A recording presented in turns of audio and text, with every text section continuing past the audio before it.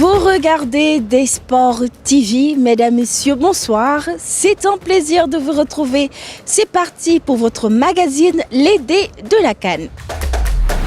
Merci d'avoir choisi Des Sports TV pour vous informer. La basilique Notre-Dame de la Paix, un endroit sacré que beaucoup de personnes de différentes nationalités, différentes religions viennent visiter. La partie centrale de la basilique culmine 58 mètres de hauteur avec 100 mètres de diamètre. Le poids total est estimé à 98 000 tonnes. Pour une hauteur de 158 mètres, sa coupole, qui est surmontée d'une croix en or massif, fait qu'elle dépasse de 17 mètres la basilique Saint-Pierre de Rome, dont elle est la réplique africaine. Suivons ce reportage de Adi Cissé.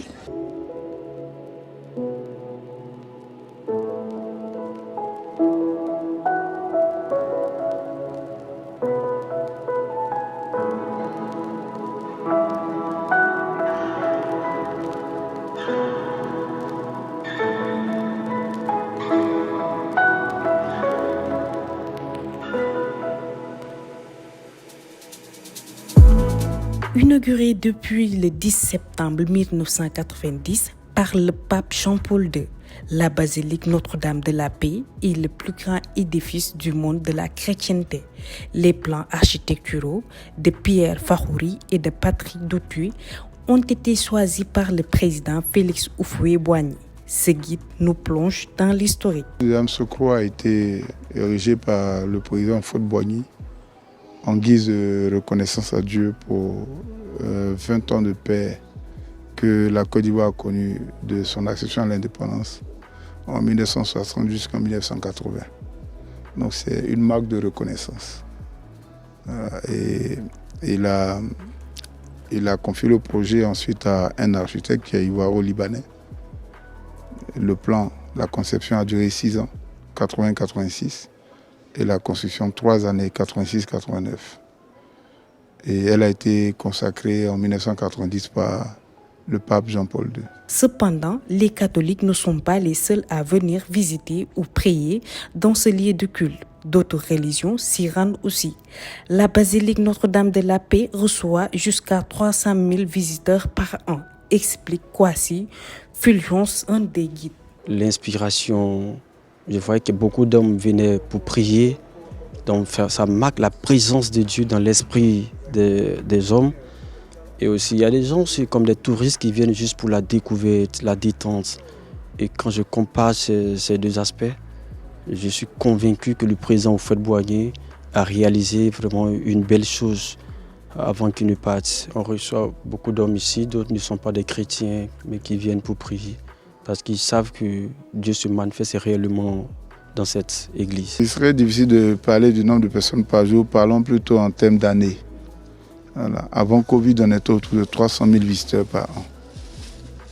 Le Covid a plombé un peu les activités parce qu'on a fait 4 mois sans travailler. Mais après ça, les activités ont repris. Et l'an dernier, on était autour de 250-260 000 visiteurs. Les fidèles ne ratent jamais l'occasion de venir prier. Dans les vendredis, quand je ne vais pas au boulot, je viens, vu qu'il y a un sous-sol d'adoration, je viens juste m'adorer, prier un peu et puis rentrer chez moi. Ça me fait du bien. Après tout, en Christ, c'est d'abord la paix intérieure. La paix intérieure, c'est-à-dire que je cherche Dieu d'abord pour ma paix intérieure, pour ma vie spirituelle. C'est vraiment reposant. Quand tu viens, le nom même des âmes, c'est la paix. D'autres nationalités aussi viennent découvrir la basilique Notre-Dame de la Paix. On est ici avec un groupe d'amis pour visiter la Côte d'Ivoire. Et ça tombe bien qu'après qu'on a organisé notre voyage, ils ont annoncé les dates de la CAN. On a pris un taxi hier, il nous a parlé de la basilique, que c'était un monument important en Côte d'Ivoire. Et on a décidé de venir découvrir Ça a déjà l'air d'être splendide et on va entrer pour voir le reste. Depuis l'ouverture de la basilique Notre-Dame de la Paix, nombreux sont les pèlerins et touristes qui viennent visiter ce lieu sacré. L'harmonie architecturale des lignes, la tranquillité des jardins renvoient à la sacralité de ce lieu saint.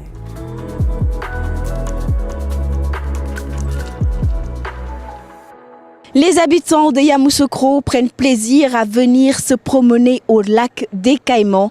Certains pour méditer, une façon pour d'autres de se souvenir de feu au fouet Boigny. Suivons ce micro-trottoir. Comme d'habitude, le lac est vraiment bon. On vient ici souvent pour vraiment se changer les idées. C'est vraiment extraordinaire de venir ici. Tu trouves les crocodiles, tu sais, c'est vraiment extraordinaire. Non, ça ne nous fait pas peur parce que même la nature, même, c'est dangereux. La nature est dangereuse, donc c'est normal, ça ne fait pas peur. C'est juste pour venir échanger un peu les idées et puis aussi voir aussi les merveilles que notre père Houphouët-Boigny a laissées aussi pour nous, ces petits-enfants. Le lac, vraiment, c'est vraiment un lieu touristique. Vraiment, lorsqu'on se retrouve ici, on voit vraiment beaucoup de merveilles. Voilà. Le travail que Houphouët a abattu, voilà, étant vivant, vraiment, nous le constatons dans ce lac. Quand je suis ici, vraiment, ça me fait penser à Houphouët. C'est comme si je le vois vivant, parce que je vois qu'il a matérialisé quelque chose étant vivant. Nous avons l'habitude de venir ici. C'est un patrimoine naturel que le président Dia Houphouët-Boigny, le premier président de la République de Côte d'Ivoire, nous a laissé. Donc on prend le plaisir de venir contempler cette étendue d'eau qu'on appelle le lac. Parce que ici nous sommes dans la cité des lacs. Voilà. Et les animaux qui y sont, il y a les caïmans, il y a les crocodiles et les alligators. Voilà, donc on prend le plaisir de venir regarder la nature. C'est un passe-temps pour nous. Je me sens bien, je me sens à l'aise, je me sens en connexion avec la nature. Parce que les animaux qu'on n'arrive pas à voir, on voit certains à la télé, mais on n'a pas l'occasion de les voir vis-à. Nous allons faire un petit tour au Sénégal. Les marchés sénégalais bien ravitaillés en maillots et autres accessoires. Les intervenants reviennent sur la cherté des prix. Pour un début de compétition, un commerçant explique que la CAN ne sera pas du tout facile pour le Sénégal. Suivons ce reportage de Ramatoulaye Touré. 24 heures avant le coup d'envoi de la CAN, les marchés sont bien approvisionnés en maillots et autres écharpes aux couleurs nationales. Selon ces deux vendeurs, les supporters commencent à acheter les maillots. Les clients viennent petit à petit. Pour le moment, on ne vend que les maillots d'enfants. Les parents se soucient d'abord de leurs enfants. Oui, ils viennent, mais pas nombreux. Le prix des maillots varie entre 2 000 et 7 000 francs, mais ça peut augmenter d'un moment à l'autre selon certains vendeurs. Le prix des maillots augmente. Celui des enfants coûte 2 000 francs et celui des adultes 7 000, 8 000, mais ça peut grimper à tout moment.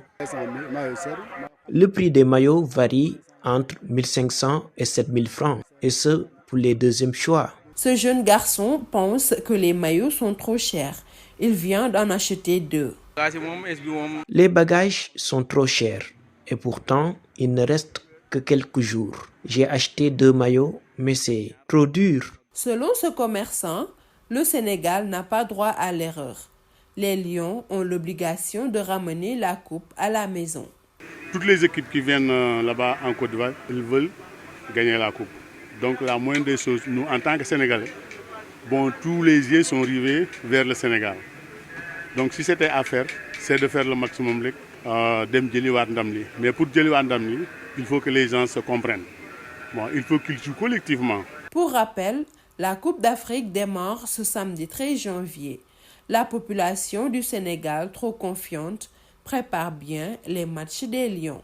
Les maillots se vendent normalement, une chose qui encourage les joueurs. Le Sénégal, champion d'Afrique, va-t-il conserver son titre?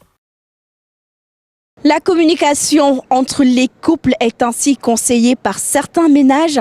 Elle permettra d'éviter les conflits afin de permettre à la famille de suivre ensemble les matchs à la télévision. Un reportage de Salif Ba. La CAN 2023 attire l'attention des Sénégalais dans les maisons. Elle a une saveur particulière. L'événement est sur toutes les lèvres. Tout le monde est enfin prêt, femmes, hommes et enfants. Tous les Sénégalais sont concernés par cet événement planétaire.